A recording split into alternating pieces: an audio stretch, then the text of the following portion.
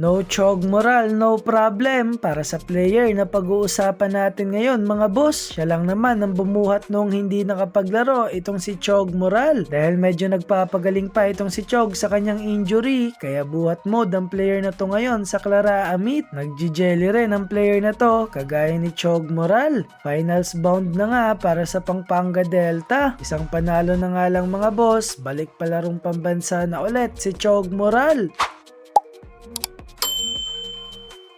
So itong nakaraang araw nga ay malungkot ang nangyari sa star player ng Pampanga Delta na si Chog Moral. Na-injury kasi ito mga boss sa kanilang pangalawang laban sa Clara Amit 2026. Malakas pa naman ang kalaban nila dito tapos na-injury pa itong si Chog Moral. Kaya may isang player talaga na nag-step up para manalo itong Pampanga Delta. Ang player nga na ito mga boss ay ang katandem lagi ni Chog sa loob ng court na si Migs Lugto. Si Migs nga ay matagal nang kasama ni Chog sa paglalaro ng basketball. Dati na silang naglalaro sa mga matataas na liga kagaya ng palarong pambansa. Sa ilang taon nga na paglalaro ni Chog sa palarong pambansa ay kasama niya na itong si Migs Lugto. Magkasama rin silang nag-champion noong ASEAN School Games na ginanap naman sa Brunei. Silang dalawa nga ang palaging may mataas na puntos sa kanilang mga laban sa nagaganap ngayong Clara Amit 2026. Todo kahit talaga ang dalawang batang to para manalo nga sa laban at makabalik ulit sa palarong pambansa. So noong nakaraang araw nga ay na-injury itong si Chog sa kanilang pangalawang laban sa Clara Amit. Kontra pa naman yan sa malakas din na team ng Bulacan. Isa pa naman ang Bulacan sa nagpahirap ka na Chog last year para makapasok sila sa palarong pambansa. Sa pagkawala nga ni Chog sa laban na yon ay dito na nag-step up itong si Migs Lugto. Tinalo nila ang Bulacan sa isang dikit lang na laban. So kinabukasan nga nun ay hindi makakalaro itong si Chog Moral dahil nga sa kanyang iniindang injury. Kaya naman dito na ulit pinakita ni Migs Lugto na hindi lang si Chog ang malakas na player ng Pampanga Delta. Pinauulanan nga lang ng 3 points ni Migs ang mga kalaban. Pinapakitaan niya rin ng mga magagandang assist ang mga nanunood. Sobrang galing nga bilang point guard ng player na to. Mainit ang kanyang outside shooting at may malawak na court vision. Parang kopya nga rin ni Migs ang galaw nitong si Chog Moral. Nagpakita rin kasi ito ng magandang jelly layup. Shoutout na rin pala dyan kay Coach C. Sa ngayon nga ay 4-0 na standing nila matapos nilang talunin sa semifinals game ang Tarlac kanina. Still undefeated nga mga boss ang Delta Boys at finals bound na nga rin para sa kanila. Finals na nga bukas mga boss kaya magandang bakbakan talaga to. Dito nga natin malalaman kung babalik ba sa palarong pambansa ang Pampanga Delta at itong si Chog Moral.